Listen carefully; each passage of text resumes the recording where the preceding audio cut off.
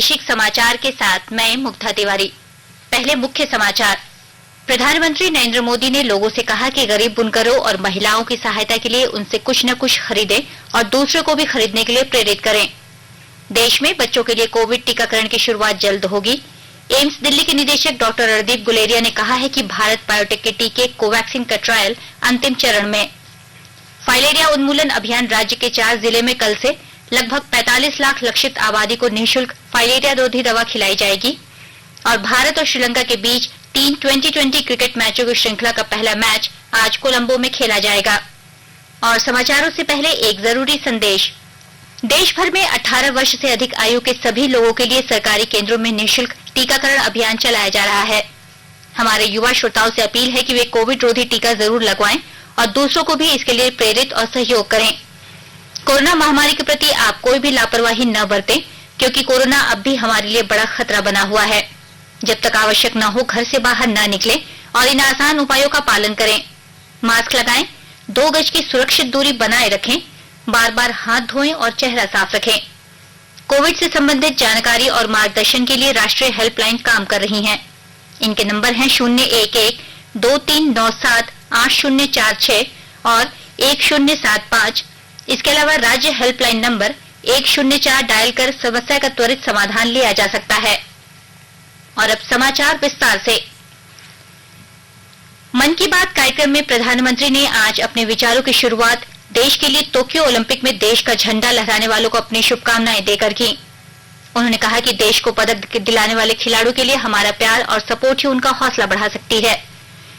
उन्होंने कहा कि टोक्यो में देश का झंडा लहराता हुआ दिखना रोमांचित करता है। श्री मोदी अपने विचारों को आगे बढ़ाते हुए कहा कि कल यानी 26 जुलाई को करगिल विजय दिवस है, जो देश के लिए गौरवशाली है। उन्होंने कहा कि यह भारतीय सेनाओं के शौर्य, साहस और संयम का प्रतीक है।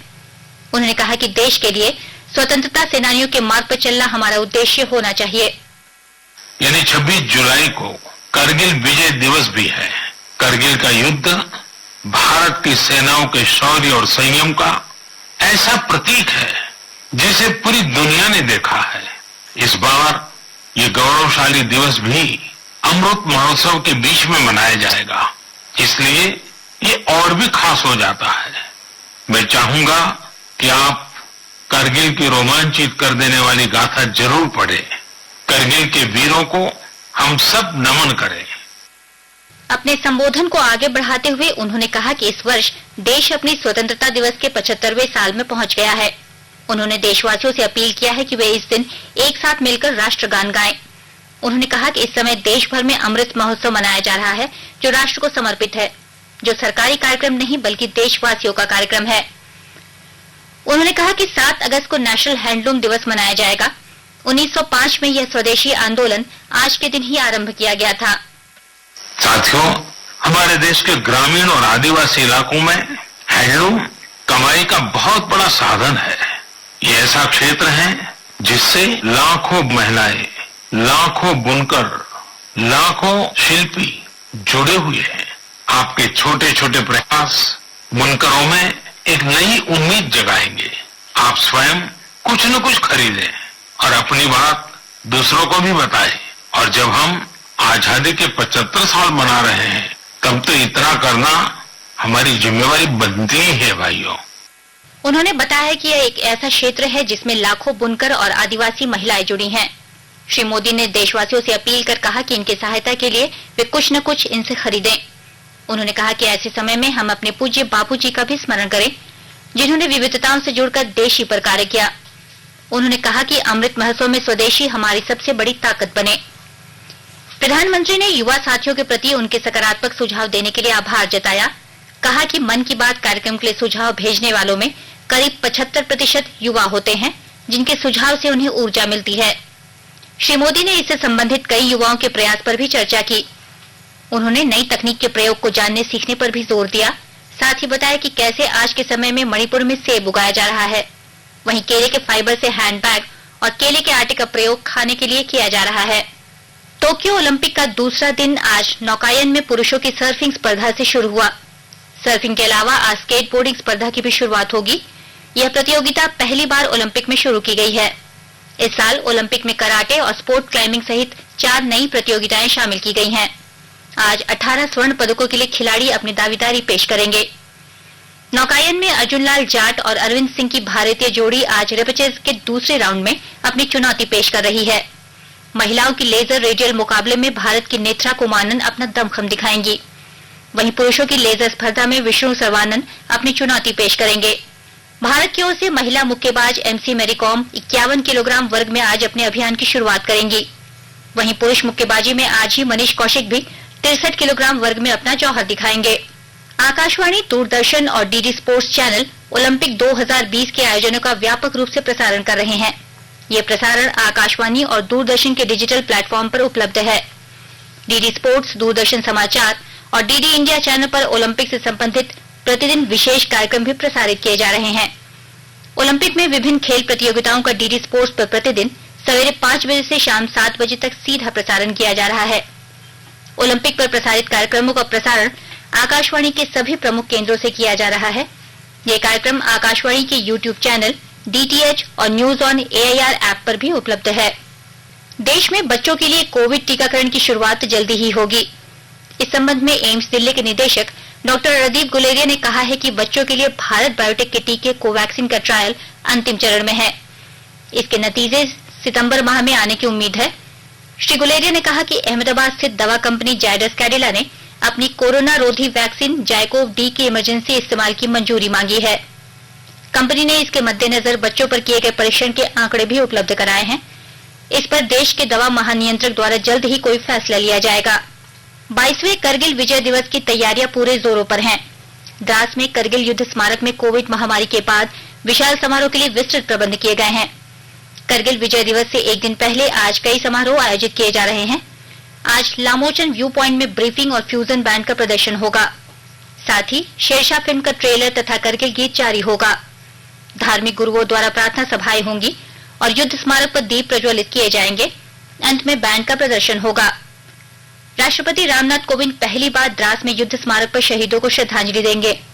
युद्ध स्मारक में लोगों तथा मीडिया कर्मियों का तांता लगा हुआ है। सेना ने आमंत्रित व्यक्तियों को आरटीपीसीआर नेगेटिव रिपोर्ट के साथ प्रवेश की अनुमति के लिए अतिरिक्त कदम उठाए हैं। राष्ट्रीय राजमार्ग संख्या 1 में करगिल विजय दिवस समारोह और युद्ध स्मारक पर्यटकों के आकर्षण का केंद्र बना हुआ है। आकाशवाणी के ताजा तरीन समाचारों के लिए आप हमारी वेबसाइट newsonair.com पर लॉग ऑन कर सकते हैं। ताजा समाचार Twitter handle @AIR news alerts और Facebook page All India Radio news पर भी उपलब्ध है। आप प्रादेशिक समाचार एकांश के ट्विटर हैंडल @AIR_Ranchi और फेसबुक, इंस्टाग्राम पेज तथा YouTube channel AIR news Ranchi पर भी हमारे बुलेटिन सुन सकते हैं। प्रादेशिक समाचार आप आकाशवाणी रांची से सुन रहे हैं और अब पेश है कोरोना से बचाव के कुछ संदेश। कोविड-19 से बचाव और सुरक्षित रहने के 3 उपाय। मास्क लगाएं, 2 गज दूरी है जरूरी, सुरक्षित दूरी रखें, हाथ और मुंह साफ रखें।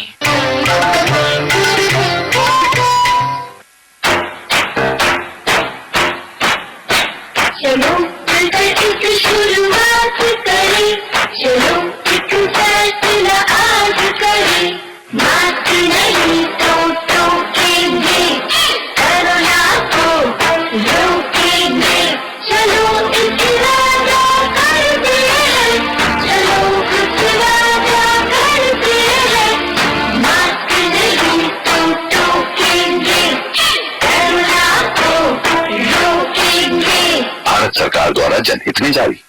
केंद्र सरकार कोविड महामारी के दौरान लोगों की सुविधा के लिए बनाई गई राष्ट्रीय स्तर के हेल्पलाइन नंबर के बारे में लोगों को जागरूक कर रही है।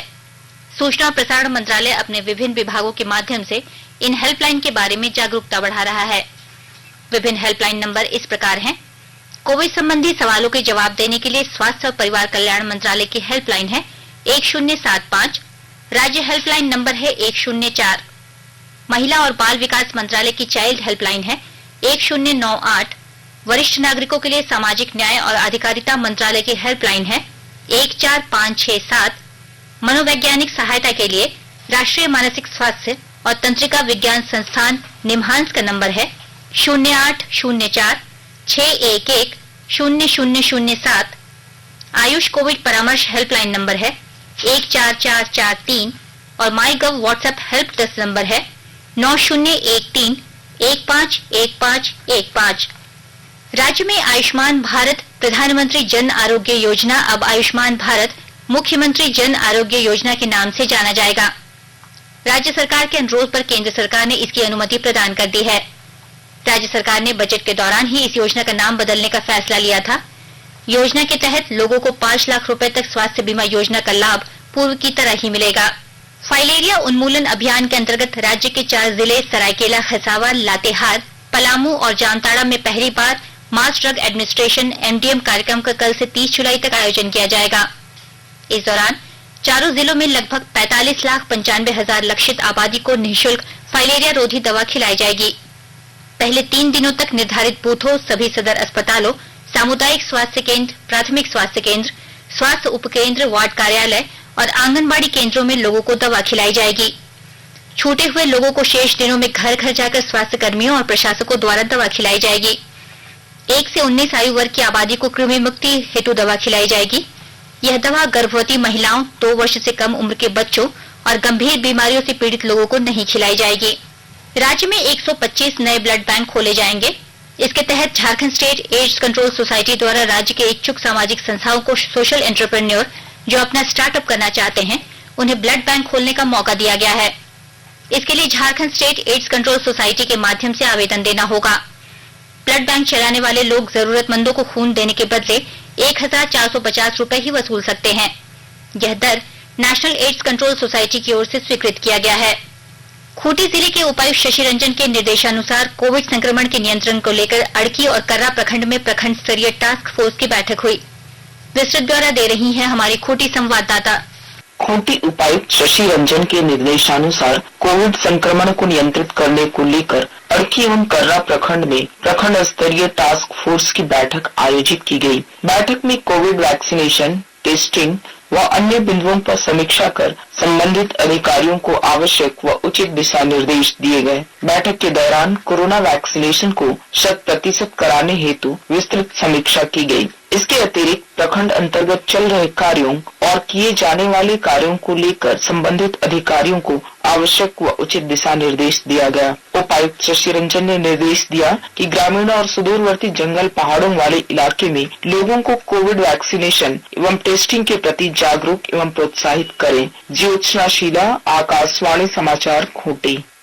जमशेदपुर में वन, पर्यावरण और जलवायु परिवर्तन विभाग झारखंड की ओर से 72वें वन महोत्सव का आयोजन सोनारी स्थित आर्मी कैंप परिसर में किया गया। इस मौके पर कार्यक्रम के मुख्य अतिथि मंत्री बन्ना गुप्ता ने कहा कि प्रकृति को संरक्षित करने का एकमात्र उपाय पर्यावरण संरक्षण है। इसके लिए उन्होंने लोगों से पौधारोपण के संकल्प को आगे बढ़ाने की अपील की। कार्यक्रम में बड़ी संख्या में पौधारोपण भी किया गया। इस मौके पर कर्नल रंजीत कुमार, डीएफओ ममता प्रियदर्शी सहित विभाग के कई पदाधिकारी मौजूद थे। हिंदू पंचांग के अनुसार सावन माह आज से शुरू हो रहा है। कोरोना महामारी को देखते हुए स्वास्थ्य सुरक्षा सप्ताह में मंदिरों के पट पूर्व की तरह बंद रहेंगे। इधर राजधानी में पहली सोमवारी को लेकर आज नामकुंड स्वर्णरेखा नदी से कांवड़ यात्रा नहीं होगी और न ही श्रद्धालुओं को पहाड़ी मंदिर में जलाभिषेक की अनुमति होगी। कल इस संबंध में रांची पहाड़ी मंदिर विकास समिति की बैठक कोषाध्यक्ष अभिषेक आनंद की अध्यक्षता में की गई। बैठक में पूरे सावन महीने के दौरान मंदिर के पट नहीं खोले जाने का निर्णय लिया गया। भक्तों के लिए पहाड़ी बाबा का पूजन दर्शन ऑनलाइन और यूट्यूब के जरिए होगा। उधर देवघर जिले में विश्व प्रसिद्ध बाबा बैद्यनाथ मंदिर में भी श्रद्धालुओं को मंदिर में प्रवेश की अनुमति नहीं होगी।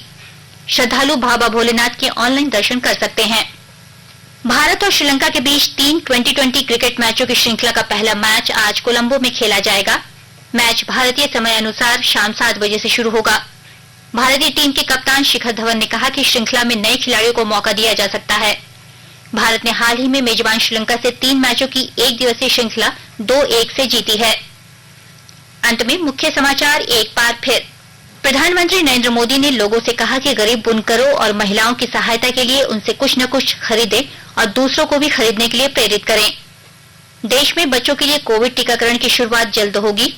एम्स दिल्ली के निदेशक डॉक्टर रणदीप गुलेरिया ने कहा है कि भारत बायोटेक के टीके कोवैक्सीन का ट्रायल अंतिम चरण में। फाइलेरिया उन्मूलन अभियान राज्य के 4 जिले में कल से लगभग 45 लाख लक्षित आबादी को निःशुल्क फाइलेरिया रोधी दवा खिलाई जाएगी। और भारत और श्रीलंका के बीच 3 2020 क्रिकेट मैचों की श्रृंखला का पहला मैच आज कोलंबो में खेला जाएगा। इसके साथ ही आकाशवाणी रांची से प्रादेशिक समाचार के ये बुलेटिन समाप्त हुआ। नमस्कार। घर में रहिए, सुरक्षित रहिए और सुनते रहिए आकाशवाणी।